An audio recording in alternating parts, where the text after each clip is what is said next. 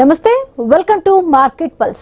దేశీయ స్టాక్ మార్కెట్లు red zone లో ఉన్నాయి. వరుసగా 4వ రోజు కూడా స్టాక్ మార్కెట్లో డీలా పట్టాయి. అంతర్జాతీయంగా బ్రెంట్ క్రూడ్ బ్యారెల్ ధర $88 ఉంది. డాలర్ తో పోలిస్తే రూపాయి మారకం విలువ $95 వద్ద ఉంది. బజాజ్ ఆటో, భారతీ ఎయిర్టెల్, ఎటర్నల్ షేర్లు లాభాల్లో ఉన్నాయి. సిప్లా, కోల్ ఇండియా, గ్రాసిమ్, హెచ్సిఎల్ టెక్ షేర్లు నష్టాల్లో ఉన్నాయి. విదేశీ అమ్మకాల ఒత్తిడి, క్రూడ్ ఆయిల్ ధరల పెరుగుదల ఎఫెక్ట్ కారణంగా సూచీలపై ఒత్తిడి కనిపిస్తోంది. క్రూడ్ ధరలు మరింత పెరిగితే ఏ రంగాలపై ఎక్కువ ప్రభావం ఉంటుంది? పశ్చిమాసియాలో యుద్ధ పరిణామాలు మార్కెట్లపై ఇంకెంత కాలం ఎఫెక్ట్ చూపనున్నాయి? రైట్, మాట్లాడదాం. మనతో పాటు స్టాక్ మార్కెట్ అనలిస్ట్ శ్రీరామచంద్రమూర్తి గారు జాయిన్ అయ్యారు. నమస్తే అండి శ్రీరామచంద్రమూర్తి గారు. నమస్తే అండి. వరుసగా 4 రోజుల నుంచి కూడా చూస్తున్నాం స్టాక్ మార్కెట్ మొత్తంగా కూడా ఫాల్ గా కనిపిస్తోంది. ఇవాళ మార్కెట్ క్లోజింగ్ శుక్రవారం కాబట్టి ఈ రోజైనా కొంత పాజిటివ్ గా ఉండాలని అందరూ కోరుకున్నారు. బట్ ఈ రోజు కూడా సేమ్ అట్లానే కొనసాగుతుంది. సో ఎట్లా ఈ రోజు ఏ మార్కెట్ ఎలా ఉంది అంటారు? ఏవి లాభాల్లో ఉన్నాయి, ఏవి డౌన్ లో ఉన్నాయి అంటారు? యాక్చువల్గా ఇవాళ కూడా మార్కెట్స్ నష్టాల్లోనే ఉన్నాయండి. అంటే విపరీతమైన నష్టాలు అయితే లేవు, కానీ ఒక రేంజ్ మార్కెట్ లోనే ఉంది. ఎందుకంటే లాస్ట్ 1 మంత్ నుంచి కూడా ర్యాలీ వచ్చింది. సో 24,700 దాకా వెళ్ళింది. ఇప్పుడు 24,400 ఆ రేంజ్ లో మేజర్ గా సపోర్ట్ తీసుకుంది.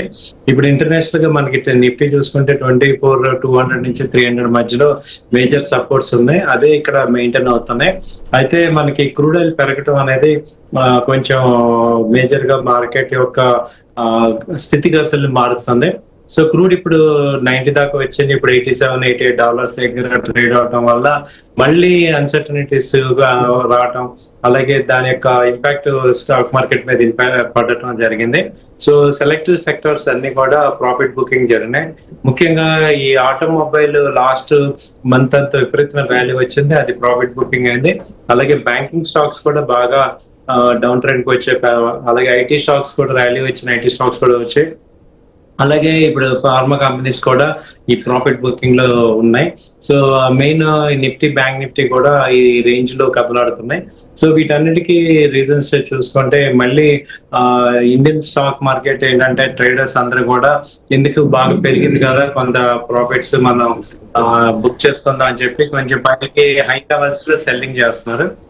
దాంతో ఏంటంటే మార్కెట్స్ కొంచెం స్వల్పంగా ఊగిస్తాడుతున్నాయి. సో ఇవాళ మేజర్ గా చూస్తున్న స్టాక్స్ అన్ని కూడా చూస్తే ఇవాళ ఎయిర్టెల్ కానీ ఈ భారత్ ఎయిర్టెల్ పాజిటివ్ వచ్చింది. అలాగే గ్రాసిమ్, అలాగే ఇప్పుడు Apollo hospitals. So selective stocks అయితే పాజిటివ్ గా ఉన్నాయి. కొన్ని స్టాక్స్ అయితే మళ్ళీ డౌన్ ట్రెండ్ లో ఉన్నాయి. సో ఇలా మిశ్రమ లైక్ కమిన్స్ పాజిటివ్ లో ఉంది. అలా కొన్ని స్టాక్స్ ఏమో నెగిటివ్, కొన్ని పాజిటివ్ లో ఉన్నాయి. మేజర్ గా ఏంటంటే విపరీతమైన కరెక్షన్స్ ఏం లేవు, అలానే పాల్ అయితే లేదు, కానీ ఒక మిక్స్డ్ గా ఉంది. ఎందుకంటే స్తబ్దుగా అంటాం కదా, హై ఎండ్ లో ఏమవుతుందంటే ఇంకా పైకి వెళ్ళటానికి కావాల్సిన దమ్ము తెచ్చుకోవడానికి మార్కెట్స్ చూస్తున్నాయి. ట్రిగ్గర్స్ కావాలి. ఇప్పుడు అప్ ట్రెండ్ అవటానికి ఏ ట్రిగ్గర్స్ ఉన్నాయి ఏంటనేది వెయిటింగ్ చేస్తుంది. ఇక్కడ పాజిటివ్ అవడానికి ట్రెండ్ చూస్తుంటే ఇప్పుడు రెపో రేట్ అలాగే ఉంచారు. అలాగే ఇంకా మనం చూసుకుంటే ఇదే Q3 రిజల్ట్స్ అయితే కంపెనీస్ లో కొన్ని బాగున్నాయి. ఆ కంపెనీస్ అన్ని కూడా బాగా మూవ్ అవుతున్నాయి. అలాగే మనం ఎలక్ట్రికల్ వెహికల్ సేల్స్ బాగా పెరుగుతున్నాయి. అలాగే ఇప్పుడు గోల్డ్, సిల్వర్ కూడా చూసుకుంటే లాస్ట్ 2 మంత్స్ నుంచి కన్సల్టేషన్ ఉన్న గోల్డ్, సిల్వర్ ఇవాళ అప్ ట్రెండ్ కి వచ్చింది. తర్వాత $4,400 ఇంటర్నేషనల్ గా పెరుగుతుంది. అలాగే ఇప్పుడు ఇండియన్ మార్కెట్ లో 1,55,000 దాకా వచ్చింది. అలాగే సిల్వర్ చూసుకుంటే 2,40,000 దాకా వచ్చి ఇప్పుడు 2,36,000 ఆ రేంజ్ లో ఉంది. సో ఇంటర్నేషనల్ గా $65 ఆ రేంజ్ లో ఉంది. సో గోల్డ్ అండ్ సిల్వర్ కూడా పాజిటివ్ గా ఉన్నాయి. అలాగే ఇండియన్ మార్కెట్ కూడా పాజిటివ్ గానే ఉంది. క్రూడ్ ఏమో మేజర్ గా $88 ఆ రేంజ్ లో ఉంది.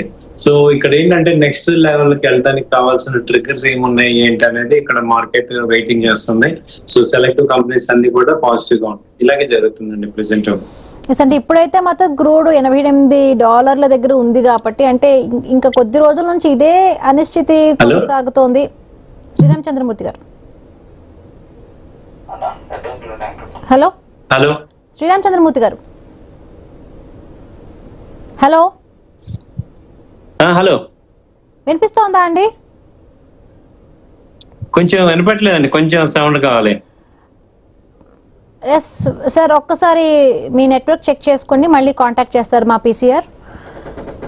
ఓకే.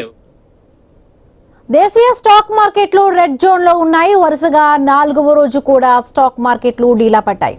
అంతర్జాతీయంగా బ్రెంట్ క్రూడ్ బ్యారెల్ ధర $88 ఉంది. డాలర్తో పోలిస్తే రూపాయి మారకం విలువ $95 ఉంది. బజాజ్ ఆటో, భారతీయ ఎయిర్టెల్, ఎటర్నల్ షేర్లు లాభాల్లో ఉన్నాయి. సిప్లా, కోల్ ఇండియా, గ్రాసిమ్, హెచ్సిఎల్ టెక్ షేర్లు నష్టాల్లో ఉన్నాయి. విదేశీ అమ్మకాల ఒత్తిడి, క్రూడ్ ఆయిల్ ధరల పెరుగుదల కారణంగా సూచీలపై ఒత్తిడి కనిపిస్తోంది. క్రూడ్ ధరలు మరింత పెరిగితే ఏ రంగాలపై ఎక్కువగా ప్రభావం ఉంటుంది? పశ్చిమాసియాలో యుద్ధ పరిణామాలు పరిస్థితి అనిశ్చితిపై మార్కెట్లపై ఇంకెంతకాలం ఎఫెక్ట్ చూపనున్నాయి? మూర్తి గారు, హలో అండి. హలో హలో శ్రీరామచంద్రమూర్తి గారు. ఎస్, అంటే మొత్తంగా కూడా అంటే క్రూడ్ ఆయిల్ బ్యారెల్ ధర ఇప్పుడు $88 వద్ద కొనసాగుతుంది. ఇంకా అంటే గ్లోబల్ వైజ్ గా కూడా ఇంకా అనిశ్చితి కొనసాగుతోంది. ఇంకా ఎన్ని రోజులు కూడా దానికి అంటే ఎక్కడ ఎడ్జ్ పాయింట్, ఎండ్ పాయింట్ వస్తుందో కూడా తెలియదు. బట్ ఇంకా ఇంకొంతకాలం అంటే బ్యారెల్ క్రూడ్ ఆయిల్ ధర పెరిగితే ఇంకా ఎఫెక్ట్ అయ్యేవి అంటే మార్కెట్ పరంగా కూడా ఏ రంగాలు ఎక్కువగా ఎఫెక్ట్ అవుతాయి అంటారు? క్రూడ్ ఆయిల్ బాగా పెరుగుతుంటే ఇప్పుడు మార్కెట్ అంతా కూడా చాలా అతలాకుతలం అవుతాయి. ఇన్ఫ్లేషన్ బాగా పెరుగుతుంది. ఇప్పట్లోనే ఇమీడియట్ గా వచ్చేటట్టు లేదు. క్రూడ్ ఆయిల్ ఎక్కడ కూడా తగ్గేటట్టు లేదు. ఇంటర్నేషనల్ గా చూసుకుంటే ఈయన ఏమంటున్నారు, యుఎస్ ఎప్పుడు చూసినా మేము హార్మోజ్ మీద కంట్రోల్ మాదే వచ్చింది అంటారు, ఇరాన్ ఏమో మాదే అంటారు. ఎవరు కూడా ఒక పీస్ అగ్రిమెంట్ కి రావట్లేదు. సో వారైతే ఆగింది, కానీ ఈ హార్మోజ్ మీద కంట్రోల్ కావాలి, వాటి మీద ట్యాక్స్ వేస్తాము, ఈ యుద్ధ నష్టాలన్నీ కూడా మీరే కట్టాలి, ఇలా ఒకరికొకళ్ళు పేలుతున్నారు. దీంతో క్రూడ్ ఒక అన్సర్టనిటీకి వెళ్తుంది. ఇప్పటికే మనకి ఇండియన్ మార్కెట్ లో చూస్తే 119, 120 దాకా వచ్చేసింది రేటు. అంటే $120 దాకా క్రూడ్ వచ్చింది పెట్రోల్. అదే మనకి 80-90 డాలర్స్ దగ్గర కనుక స్టాండర్డ్ అయితే మనకి మేజర్ గా ఏంటంటే క్రూడ్ ఆయిల్ అంతా కూడా డాలర్స్ మీద పేమెంట్ చేయాల్సి వస్తుంది. కాబట్టి మన దగ్గర డాలర్స్ రిజర్వ్స్ చాలా స్ట్రాంగ్ గా లేవు. అలాంటి ఇంపోర్ట్స్ చేసుకోవటం అనేది దాని వల్ల మనకి మేజర్ గా చాలా కంట్రీ మొత్తం ఎఫెక్ట్ అవుతుంది. మేజర్ గా ఇమీడియట్ గా ఎఫెక్ట్ అయ్యేవి ట్రాన్స్పోర్ట్, ఏదైతే ట్రాన్స్పోర్ట్ రంగం ఉందో అంత ఎఫెక్ట్ అవుతుంది. అలాగే ఒకసారి ట్రాన్స్పోర్ట్ ఎఫెక్ట్ అయిందంటే ఎసెన్షియల్ కమోడిటీస్ అన్ని ఎఫెక్ట్ అవుతాయి. ఆ తర్వాత మెయిన్ ఎయిర్లైన్స్ బాగా ఎఫెక్ట్ అవుతాయి. ఆ తర్వాత ఆటోమొబైల్ స్టాక్స్ ఏమవుతాయి, ఫైనాన్స్ సెక్టర్ రిలేటెడ్ గా ఉంటుంది, ఫైనాన్స్ సెక్టర్, ఆ తర్వాత కన్స్ట్రక్షన్ సెక్టర్. సో ఇవన్నీ కూడా 1 by 1 ఇంటర్ డిపెండెంట్ సెక్టర్స్ అన్నమాట. సో ఇవన్నీ కూడా మార్కెట్ లో ఎఫెక్ట్ అవుతాయి. దానివల్ల అల్టిమేట్ గా కస్టమర్ కి ప్రైసెస్ హై ప్రైసెస్ లో బై చేసుకోవాల్సి వస్తుంది. సో ఇది ఇండియాకి చాలా ఇబ్బంది పడుతున్నాం. అలాగే దీనికి సొల్యూషన్ ఏంటంటే ఇమీడియట్ గా ఆల్టర్నేట్ గా క్రూడ్ గా ఆల్టర్నేట్ ఎలక్ట్రికల్ వెహికల్స్ లోకి ఎక్కువ మంది కన్జ్యూమర్స్ కొనుక్కోవాల్సిన అవసరం ఉంది. దానివల్ల కొంత క్రూడ్ ని మనం కట్టడి చేయగలం. సో ఇప్పటికి క్రూడ్ అయితే ఇంకా ఇంపాక్ట్ చేస్తుంది మార్కెట్, ఇండియన్ మార్కెట్ ని. బట్ ఓవర్ 2-3 years లో దీన్ని కొంత తగ్గించే అవకాశాలు ఉన్నాయని చూస్తున్నారు. ఆల్టర్నేట్ గా ఇథనాల్ కలపటం ఒక ఆల్టర్నేట్ చూస్తున్నారు. అలాగే ఈ ఎలక్ట్రికల్ వెహికల్స్ కానీ, సో ఇంకా బయోఫీజియల్ కానీ, వీటన్నిటిని చూసి ఏదైనా క్రూడ్ కి ఆల్టర్నేట్ చూసుకుంటే కానీ ఎకానమిక్ గాడిలో పడేట్టు లేదు ఇండియన్ మార్కెట్ లో. సో చాలా అయితే ఇప్పుడున్నది యాక్చువల్ గా అంతకుముందు $70 అలా ఉండేది, ఇప్పుడు అది $90 దాకా వచ్చింది. దీని ఇంపాక్ట్ ఇండియన్ మార్కెట్ మీద బాగుంటుంది. మన ఇండియానే కాదు, దాదాపు 100 కంట్రీస్ మీద ఎఫెక్ట్ అవుతుంది. సో పర్టికులర్ గా ఇండియా గ్రోయింగ్ మార్కెట్ కాబట్టి మనకి ఇమీడియట్ గా ఎఫెక్ట్ కనపడుతుంది. అసలు ట్రాన్స్పోర్ట్ అంతా కూడా అసలు కొత్తలా అయిపోతుంది. ఇంకొక క్రూడ్ కనుక రేట్ పెంచి పెట్టడం జరిగిందంటే చాలా చాలా ఇంపాక్ట్ అవుతుంది మార్కెట్ లో అంతా కూడా. సో క్రూడ్ అయితే మనందరికీ కూడా సామాన్యుడి నుంచి హై లెవెల్ వరకు అందరికీ కూడా డైరెక్ట్ గా ఇంపాక్ట్ అయ్యేది క్రూడ్ ఆయిల్ ఎఫెక్ట్ అవుతుంది. కాబట్టి క్రూడ్ కి ఆల్టర్నేట్ చూసుకోకపోతే మాత్రం మన ఇండియా గ్రోత్ ఆగిపోతుంది. చాలా గ్రోత్ డ్యామేజ్ అయ్యే ఛాన్సెస్ కనపడుతున్నాయండి. అంటే ఒక్కసారి ఇప్పుడు జియోపాలిటిక్ టెన్షన్స్ ఏవైతే ఉన్నాయో అవన్నీ నార్మల్ స్థితికి వచ్చేస్తే మొత్తంగా ఈ స్టాక్ మార్కెట్ కి సంబంధించి కూడా నార్మల్ స్టేజ్ కి అంటే కొంచెం లాభాల్లో వస్తాయి అంటారా? మరి మార్కెట్ అంతా రీబౌండ్ అయ్యే అవకాశం ఉందంటారా? ఈ లాభాల్లో వచ్చే ఛాన్సెస్ అయితే ఇప్పుడు ప్రెసెంట్ అయితే ఉంది. ఈ 2026 ఇప్పుడు ఆగస్ట్ నుంచి కూడా పాజిటివ్ గా ఉంది మార్కెట్ అయితే. అయితే ఇంకా బాగా రావాలి అంటే మాత్రం ఈ క్రూడ్ ఆయిల్ రేట్లు స్టేబుల్ గా రావాలి, అలాగే ఎఫ్ఐఎస్ బాగా ఇన్వెస్ట్మెంట్ రావాలి, అలాగే రూపీ వాల్యూ అప్రిషియేట్ అవ్వాలి, డిఐఎస్ బయింగ్ జరగాలి, కంపెనీస్ గ్రోత్ రేట్ కనపడాలి. మనకి ఇప్పుడిప్పుడే కొంత గ్రోత్ రేట్ కనపడుతుంది కంపెనీస్ లో. సో దాదాపు ఒక 15% కన్సిస్టెంట్ గా గ్రోత్ రేట్ కనుక మనకు ఉంటే కంపెనీస్ అన్ని కూడా మెయిన్ లాభాల్లో ఉండాలి అంటే కస్టమర్స్ దగ్గర పర్చేసింగ్ పవర్ ఉండాలి. అలా రావాలంటే రెపో రేట్స్ అన్ని కూడా క్లీన్ గా ఉండాలి. సో ఇంట్రెస్ట్ రేట్లు పెంచకుండా నార్మల్ గా ఉంచితే మన దగ్గర మనీ సర్క్యులేషన్ అనేది రొటేషన్ అవ్వాలి బాగా ఇండియాలో. రొటేషన్ అయితే అప్పుడు పీపుల్ దగ్గర మనీ ఉంటుంది, సో జాబ్స్ పెరగాలి. ఇవన్నీ ఇంటర్ డిపెండెంట్. మార్కెట్స్ ముందుకెళ్లాలంటే పారిశ్రామికంగా గ్రోత్ రావాలి, అప్పుడు జాబ్స్ క్రియేట్ అవుతాయి. ఇప్పుడు ఏఐ కానీ డేటా సెంటర్స్ కానీ కొత్త వస్తున్నాయి, అలాగే ఐటీ ఇండస్ట్రీ మొత్తం కొంత డౌన్ అయిపోయి జాబ్లన్నీ కూడా అన్సర్టనిటీగా ఉన్నాయి. ఇలాంటి పరిస్థితులు ఏంటంటే ఎక్కువగా స్పెండింగ్ చేయలేరు. అలాంటి పరిస్థితి పోయి ఒక మార్కెట్ లో కాన్ఫిడెన్స్ ఫ్లరిష్ అవ్వాలి, సెక్టర్స్ అన్ని గ్రోత్ అవ్వాలి, అప్పుడు జాబ్స్ అవి బాగా వస్తే దానివల్ల ఇన్కమ్ పెరుగుతుంది. ఆ ఇన్కమ్ వల్ల ఎక్స్పెండిచర్ చేయగలరు, దానివల్ల కంపెనీస్ కి సేల్స్ పెరుగుతాయి, అలాగే కంట్రీ గ్రోత్ అవుతుంది. సో ఇదంతా చైన్ రియాక్షన్ అన్నమాట. సో ఈ చైన్ రియాక్షన్ లో ఎక్కడ అన్సర్టనిటీ వచ్చినా కూడా మొత్తం కాన్ఫిడెన్స్ లెవెల్స్ తగ్గిపోయి అందరూ కూడా సేవింగ్స్ మోడ్ లోకి వస్తారు, పర్చేసింగ్ మోడ్ నుంచి. ఇప్పుడు అలాంటి సిచ్యువేషన్ అయితే మొన్నటిదాకా అలాంటిది లేదు, కానీ ఇప్పుడు ట్రంప్ టారిఫ్ అని చెప్పేసి ఎక్స్పోర్ట్స్ మీద ఆంక్షలు పెట్టేసి, అలాగే వీసాల మీద ఆంక్షలు పెట్టేసి, అలాగే ఇప్పుడు ఇరాన్ మీద యుద్ధాన్ని ప్రకటించి ఇంటర్నేషనల్ గా అంతా కూడా ఒక రకమైన గందరగోళాన్ని క్రియేట్ చేస్తున్నారు ఈయన. దీని వల్ల ఏమవుతుందంటే ఇండియన్స్ అందరికీ కూడా జాబ్ థ్రెట్స్ అనేవి ఫీల్ అవుతున్నారు, అలాగే దాని వల్ల స్పెండింగ్ అనేది ఆగిపోయింది, తగ్గించేశారు బాగా. దానివల్ల ఏంటంటే ఇక్కడ రీటైల్ లో కానీ రియల్ ఎస్టేట్ కానీ ఇవన్నీ కూడా కొంత స్లో అనేది జరుగుతుంది. ఇది మళ్ళీ ఒకసారి కాన్ఫిడెన్స్ లెవెల్స్ పెరగడం ఇవన్నీ అయితే కనుక మళ్ళీ మనకి గ్రోత్ అనేది బాగా కనపడుతుంది. సో ర్యాలీ కూడా బాగా వస్తుంది. ఈ అన్సర్టనిటీస్ ఎక్కువ కాలం ఉండవు, ఓవరాల్ గా మళ్ళీ కాన్ఫిడెన్స్ రీబిల్డ్ అవుతుంది, మార్కెట్స్ ముందుకెళ్తాయి. సో కొంత టైం పడుతుంది, 3 to 6 months గ్యాప్ లో మళ్ళీ మార్కెట్స్ మీద పాజిటివ్ వచ్చే ఛాన్సెస్ ఉన్నాయి. కాబట్టి ఆల్రెడీ ఇన్వెస్టర్స్ అందరూ కూడా ఇప్పుడు సినారియోస్ అన్ని కూడా అబ్జర్వ్ చేస్తుంటారు, కాబట్టి మంచి మంచి కంపెనీలు అన్ని కూడా ట్రెండ్ పాజిటివ్ వస్తున్నాయి. సో ఆ కంపెనీలు ఇన్వెస్ట్ చేసుకుంటే ఇంకా వెల్త్ క్రియేట్ చేసుకునే ఛాన్సెస్ ఉంది. పెద్దగా పానిక్ అవ్వాల్సిన అవసరం లేదు, ఎందుకంటే ఆల్రెడీ పానిక్ అంతా అయిపోయింది, లాస్ట్ 2 years నుంచి ఫేస్ చేస్తాం. So any time bounce back అయ్యే ఛాన్సెస్. శ్రీరామ్ చంద్రమూర్తి గారు, మనం 4 రోజులు బట్టి చూస్తున్న మార్కెట్ డౌన్ లోనే కనిపిస్తోంది. శ్రీరామ్ చంద్రమూర్తి గారు, 4 రోజులు బట్టి మనం చూస్తున్న మార్కెట్ ఒక్కసారి అబ్జర్వ్ చేస్తుంటే అంటే 4 రోజులు బట్టి డౌన్ ఫాల్ లోనే కనిపిస్తుంది. బట్ ఒక్కసారిగా లాంగ్ టర్మ్ లో ఇన్వెస్ట్ చేయాలనుకునే ఇన్వెస్టర్స్ కి ఇది ఒక మంచి ఆపర్చునిటీ. అంటే 4 రోజులు బట్టి వాళ్ళు మార్కెట్ ని అబ్జర్వ్ చేస్తున్నారు కాబట్టి వాళ్ళకి ఎంత ప్లస్ అంటారు ఒక ఇన్వెస్ట్ చేయాలి అనుకునే వాళ్ళకి?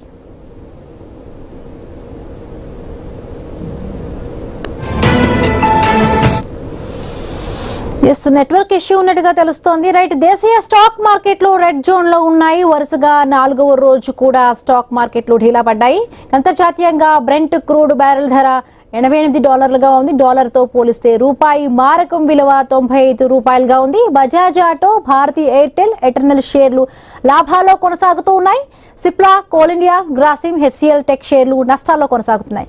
విదేశీ అమ్మకాల ఒత్తిడి, క్రూడ్ ఆయిల్ ధరల పెరుగుదల ఎఫెక్ట్ కారణంగా సూచీలపై ఒత్తిడి కనిపిస్తోంది. క్రూడ్ ధరలు మరింత పెరిగితే ముఖ్యంగా ఏ రంగాలపై ఎక్కువ ప్రభావం ఉంటుంది? పశ్చిమ ఆసియాలో నెలకొన్న యుద్ధ పరిణామాలు మార్కెట్ పై ఇంకెంత కాలం ఎఫెక్ట్ చూపుతున్నాయి? మొత్తంగా కూడా బ్రెంట్ క్రూడ్ ధర $88 వద్ద ఉంది. 88 నుంచి 90 వరకు కూడా ఇలాగే బ్రెంట్ క్రూడ్ ఆయిల్ ధర పెరిగితే భారత మార్కెట్లు ఎలా ఒత్తిడిని తట్టుకొని నిలబడగలవు? ముఖ్యంగా కూడా ఎవరైతే కొత్తగా ఇన్వెస్ట్ చేయాలి అనుకునే వాళ్ళకి, లాంగ్ టర్మ్ ఇన్వెస్ట్మెంట్ చేసుకునే వాళ్ళకి ఇది ఒక పెద్ద బయింగ్ ఆపర్చునిటీగా చూడాలా? ఇలా చాలా వరకు డౌట్స్ అయితే ఉన్నాయి. ముఖ్యంగా స్టాక్ మార్కెట్ కి సంబంధించిన ఏ క్వశ్చన్స్, ఏ డౌట్స్ ఉన్నా కూడా స్క్రీన్ పై నెంబర్స్ కనిపిస్తున్న నెంబర్కి 7288889933 నెంబర్కి కాల్ చేసి మీకున్న సందేహాలను తెలుసుకోవచ్చు. మనతో పాటు విశ్లేషకులు అందరూ జాయిన్ అవుతూ ఉన్నారు. ముఖ్యంగా ఏవైనా డౌట్స్ ఉన్నా కూడా మీరు నెంబర్కి కాల్ చేసి మీకున్న డౌట్స్ ని అడగొచ్చు. శ్రీరామ్ చంద్రమూర్తి గారు, ఎస్, ముఖ్యంగా అంటే 4 రోజులు బట్టి కూడా మనం చూస్తున్నాము మార్కెట్ అంతా కూడా డౌన్ ఫాల్ కనిపిస్తూ ఉంది. అంటే లాంగ్ టర్మ్ ఇన్వెస్ట్మెంట్ చేయాలి అనుకునే ఎవరైతే ఉంటారో మార్కెట్లోకి వచ్చేవాళ్ళు వాళ్ళకి ఇది బెస్ట్ ఆపర్చునిటీ అంటారు. ముఖ్యంగా 4 రోజులు బట్టి చూస్తున్నారు కాబట్టి మార్కెట్ అంతా కూడా వాళ్ళు అబ్జర్వ్ చేస్తుంటారు, వాళ్ళకి ఒక ఐడియా వచ్చి ఉండొచ్చు. అంటే ఎందులో పెడితే బెటర్ అంటే ఏం చెప్తారు? ఇప్పుడు స్టాక్స్ మార్కెట్ లో ఏంటంటే first front line stocks top 100 అయితే కొంచెం బాగా పెరిగాయండి, ఒక 10-15-20% దాకా పెరిగాయి. సో మిడ్ క్యాప్ ఇంకా బాగా పెరగాల్సి ఉంది కాబట్టి ఇప్పుడు సేఫ్ సెక్టర్ లో మిడ్ క్యాప్ స్టాక్స్ లో ఇన్వెస్ట్ చేసుకోవడం అనేది బెస్ట్ ఆప్షన్. అలాగే మిడ్ క్యాప్ లో కూడా ఒక 60% మాత్రమే పెట్టుకోవాలి. లార్జ్ క్యాప్ లో ఇంకా ఒక 40% ఇన్వెస్ట్ చేసుకుంటే మీకు మార్కెట్ రేపు తగ్గినా కానీ ఇబ్బంది ఉండదు. సో ఇప్పుడు మన ఆటోమొబైల్ సెక్టర్ లో చూసుకుంటే ఇప్పుడు మారుతి కానీ, తర్వాత M&M, తర్వాత టీవీఎస్ మోటార్, హీరో మోటార్ ఇవన్నీ కూడా పెరిగినాయి కాబట్టి వీటిల్లో మళ్ళీ ఫుల్ బ్యాక్ అయినప్పుడు ఇన్వెస్ట్ చేసుకోవచ్చు. అలాగే ఫైనాన్స్ కంపెనీలు చూసుకుంటే బజాజ్ ఫైనాన్స్ కానీ, బజాజ్ ఇన్సూరెన్స్ మంచి రిజల్ట్ వచ్చాయి, సో వాటిల్లో కొంత ఇన్వెస్ట్ చేసుకోవచ్చు. అలాగే ఈ శ్రీరామ్ ఫైనాన్స్ కూడా మంచి రిజల్ట్ వచ్చింది. అలాగే చోళా ఫైనాన్స్, ఈ 4 బాగున్నాయి. అలాగే బ్యాంకింగ్ లో అయితే ఇండస్ఇండ్ బ్యాంక్ బాగున్నాయి, అలాగే స్టేట్ బ్యాంక్ బాగుంది, ఐసిఐసిఐ బ్యాంకు, ఆ తర్వాత ఈ ఇండియన్ బ్యాంక్, ఇవన్నీ కూడా బాగా అప్ అవుతున్నాయి. ఈవెన్ మిడ్ క్యాప్ బ్యాంక్స్ కూడా పిఎస్సిస్ కూడా చూసుకుంటే ఇది ఐఓబి కానీ, తర్వాత ఈ పంజాబ్ నేషనల్ బ్యాంక్, ఇవన్నీ కూడా యూనియన్ బ్యాంక్, ఇవన్నీ కూడా బాగా పెరిగే ఛాన్సెస్ కనపడుతున్నాయి. ఎందుకంటే బ్యాంక్ నిఫ్టీ 58,000 దగ్గర కంటిన్యూగా స్టేబుల్ అవుతాయి, ఇంకా గ్రో అయ్యే ఛాన్సెస్ ఉన్న సెక్టర్ మొత్తంలో బ్యాంకింగ్ సెక్టరే బాగా, ఫైనాన్స్ సెక్టర్ బాగా లీడ్ అవుతుంది. ఈవెన్ ఫార్మాసిటికల్ లో చూసుకుంటే గ్లాండ్ ఫార్మా ఒకటి బాగుంది, గ్లాక్సో బాగుంది. అలాగే ఇప్పుడు చూసుకుంటే బాగా రిజల్ట్ వచ్చింది, అపోలో హాస్పిటల్ మంచి రిజల్ట్ వచ్చింది. తర్వాత ఇంకా సిప్లా కానీ, ర్యాంబాక్స్ కానీ, బొక్కాడ్ ఫార్మా ఇవన్నీ బాగానే ఉన్నాయి. ఆ తర్వాత ఐటీలో ఇంకా అసలు బాగా డీప్ డౌన్ అయిపోయి రివర్స్ లో అవుతున్నాయి. టెక్ మహీంద్రా కానీ, తర్వాత ఇన్ఫోసిస్, విప్రో ఇవన్నీ కూడా బాగానే మూవ్మెంట్ ఉంది. సో ఇలాంటి సెక్టర్స్ అన్ని కూడా చూసుకుని, అలాగే కన్స్ట్రక్షన్ లో తర్వాత రియాలిటీ చూసుకుంటే ప్రెస్టేజ్ బాగుంది, అలాగే గోద్రేజ్ ప్రాపర్టీస్, లోదా ఇవన్నీ కూడా మంచి అప్ ట్రెండ్ వస్తున్నాయి. ఆ తర్వాత ఈ ఏవియేషన్ లో వచ్చి ఇండిగో బాగానే ఉంది. సో ఇలా అన్ని సెలెక్టివ్ సెక్టర్స్ అన్ని కూడా గ్రోత్ కనపడుతుందండి. సో ఇప్పుడు సెమీ కండక్టర్స్ కానీ, తర్వాత డిక్సాన్ బాగుంది, ఆ తర్వాత సిజీ పవర్ బాగుంది, ఇలా బాగుంది. అన్ని కూడా ఇండస్ట్రీస్ అన్ని కూడా ఫ్లరిష్ అవుతున్నాయి. ఇంకొకటే ఉంది, డిఫెన్స్ కూడా ఈ మధ్య హాల్ కూడా 5,000 వచ్చింది, బీడిఎల్ పెరుగుతుంది, కొచ్చిన్ పెరుగుతుంది, జిఆర్ఈ పెరుగుతుంది, సో జిఆర్ఎస్సి పెరుగుతుంది, అన్ని డిఫెన్స్ కూడా బాగా పెరుగుతుంది. ఓన్లీ సెక్టర్ ఆగింది ఏంటంటే ఈ రైల్వే సెక్టర్ ఆగింది, అది కూడా ఎనీ టైం బ్లాస్ట్ అయ్యే ఛాన్సెస్ ఉన్నాయి. సో ఈ సెక్టర్స్ అన్నింటిలో కూడా మనం ఇన్వెస్ట్ చేసుకుంటే మంచి ప్రాఫిట్స్ అనేవి వచ్చే ఛాన్సెస్ ఉన్నాయి. Right, thank you so much అండి శ్రీరామచంద్రమూర్తి గారు మీ అనాలిసిస్ అందించేందుకు. సో చూడాలి, ఇది ఇవాల్టి మార్కెట్ పల్స్ కార్యక్రమం. మరొక కార్యక్రమం మళ్ళీ కలుసుకుందాం. కీప్ వాచింగ్ ఐ న్యూస్, మీతోనే మీ వెంట.